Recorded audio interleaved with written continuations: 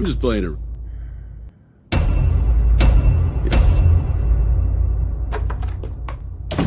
You're late. We started at 3. I really wanted that movie. The hell are you talking about? I just got off the phone with my manager. It's a no-go on Beverly Hills Cop. Oh, that. I was born to play Axel Foley. Never make a pretty woman your wife. Now all you have to do is just what I say. Episode accidentally relights debate over whether Dean was in love with Cass the whole time. What exactly did the angel grip tight when he raised the Winchester from perdition? Discount Jeremy makes a pop culture ref. Thing is, to be American means knowing you're the hero. So what do? We sweep all our filthy shit under the rug? Thinking America holds a monopoly on all this bullshit. Before us, it was the British. Before them, it was the Romans. Before them, it was the Greeks. Before the Greeks, it was the Egyptians. And before the Egyptians, there were probably people in Mesopotamia who thought they were a big deal. You know what they say when you see Cotton sheets and I gotta fucking burn them. That's on you for trusting a man like... Skip. Also, thinking that putting Egyptian in front of the words cotton and sheets makes... I thought I said skip, goddammit. See, Maeve, I'm not letting you live. I'm keeping you alive. This line is so fucking chilling that I'm legitimately concerned my ears have frostbite. So here's a sin because without health insurance, a visit to the ear specialist is $400. Discount Jeremy sins something he likes cliche. He has PTSD. And congrats! Skip. Eating baked beans straight out of the can. Pointing things out on the screen. You can't hide from Soldier Boy. Not being able to hide from someone who wants you to watch them crank it, watch them roll, and watch them crank that Soldier Boy, then Superman, that O. Discount Jeremy makes a pop culture. Oh, fuck. You're telling me the paranoid superhero that served in World War II and several other armed international conflicts was careless enough not to be watching for tripwires? I ain't buying it. Did you miss the part about him not really fighting all that much in World War II, and mostly putting on an act for the cameras? Not to mention, he's been out at the game for decades, so he's not exactly at his peak. Dude, all you've got to do is pay attention. You knew beforehand that you'd be dealing with a villain that has ocular-based powers and none of you thought to wear some sunglasses? Nowhere in this episode does it say that sunglasses can prevent his powers. You're just making it up. You help me finish this, I'll kill Homelander. You had your shot at killing Homelander. You had 2 soups helping you, and he still got away, so excuse me for being skeptical about your ability to uphold this bargain. But they got very close, which is better than anyone has ever done before. As of now, Soldier Boy is still their best shot at taking down Homelander. Snowy little Huh. Now that I've seen this, I'm forced to add a retroactive sin for Billy not killing his father when they met face-to-face in Season 2. Now, you might say, hey, you can't add a retroactive sin, and then I'd be forced to remind you of the terms and conditions you agreed to by clicking on this video. Contracts are fun. Oh, brother, this guy stinks! It will be the greatest sorrow of my life that I missed your orgasm. I thought the greatest sorrow of your life was losing track of Lamplighter so he could burn Mallory's children to death. Discount Jeremy takes this line at face value instead of using his brain. I can't believe this is legal. I locked up so many assholes for it back in the day. Vought had the world's #1 superhero locking up people for smoking weed? That's the joke. Your whole Marlboro Man act?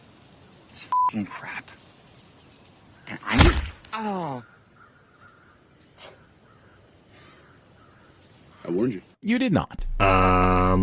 If you can act hysterical, I'm gonna slap you like I'm Connery. If you can act hysterical, I'm gonna slap you like I'm Connery. If you can act hysterical, I'm gonna slap you like I'm Connery. I warned you. You did not.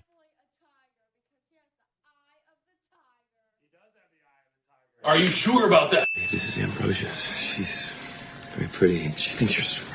The Deep is, yet again, trying to f more marine life. At this point, even A-Train has more character development than the Deep. Can we write some new material for this guy? This gag was maybe funny in Season 1, but it's dry and dying now. The majority of the fanbase disagrees with you, but I'd rather sin this for the blatant hypocrisy. Your channel relies very heavily on running gags, hardly any of which are funny in the slightest. Okay, it's not an it, it's a her. Get your pronouns right. Show makes the Deep a surprise trans rights ally. And I know beggars can be choosers, but even Ben Shapiro would have been a better choice. Okay, that was actually pretty funny. I was born to play Axel Foley. Why would you say all those horrible things about me to Don Simpson? Jesus, Ben, really? Zip it, Coos. The guy's supposed to be funny. Actually, Beverly Hills Cop was originally written as a more serious action film for Sylvester Stallone, so Soldier Bird doesn't know what the he's talking about. But it ended up becoming a comedy, so this little bit of trivia is completely irrelevant. This is what I'm talking about. This is being a soldier. Justifying your murders by disguising them as acts of patriotism.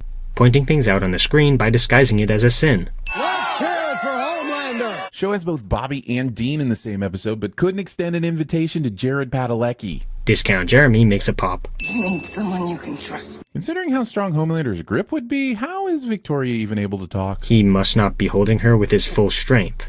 Wow, that was really obvious. How did you not figure that out? Blue Hawk will live on because we gave you his heart. A super-abled heart. No more heart disease.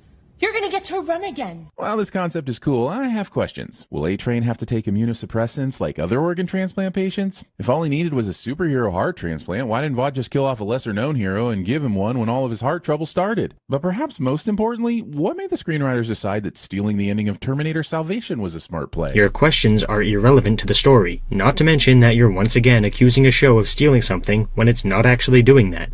Shows can have similarities to other shows or movies. Similarities do not equal stealing. I blame my powers for my problems. Giving us more than a minute of Frenchie verbally reading Kimiko's letter when it would have been so much more impactful for us to hear it in her voice like it sounded in her head when she wrote it. Have you never seen The Vampire Diaries? Discount Jeremy makes a...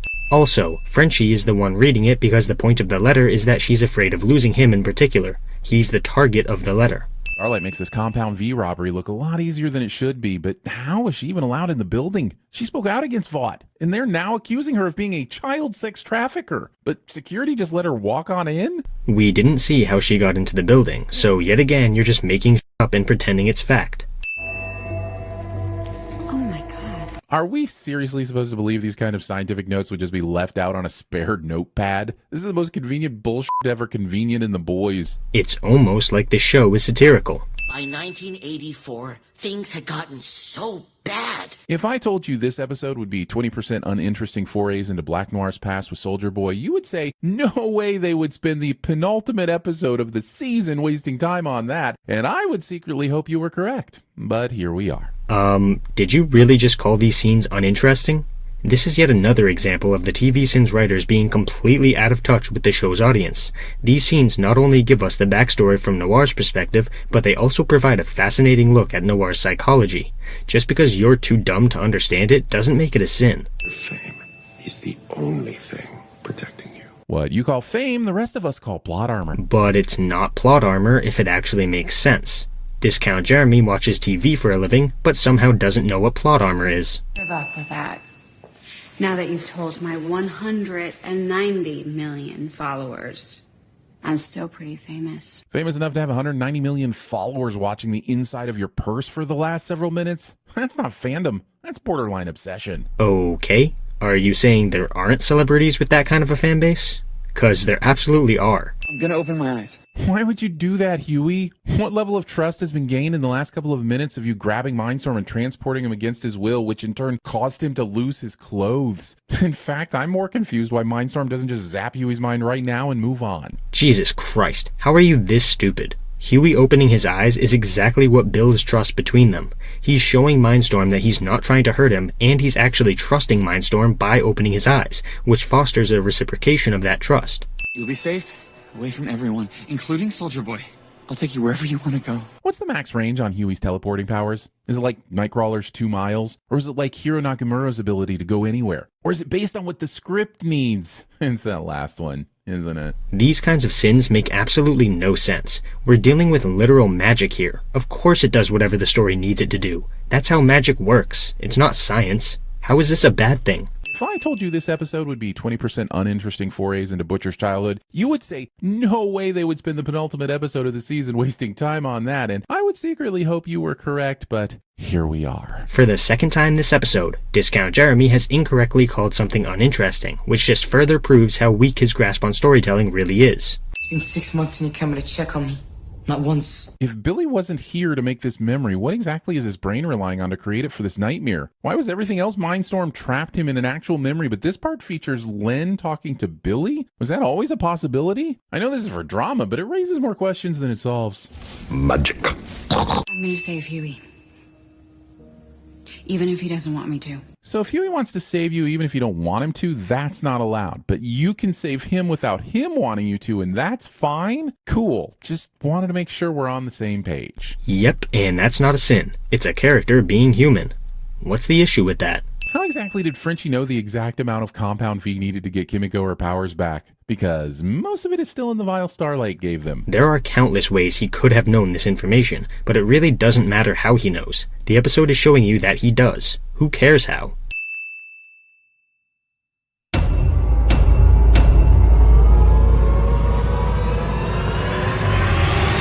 Nobody move!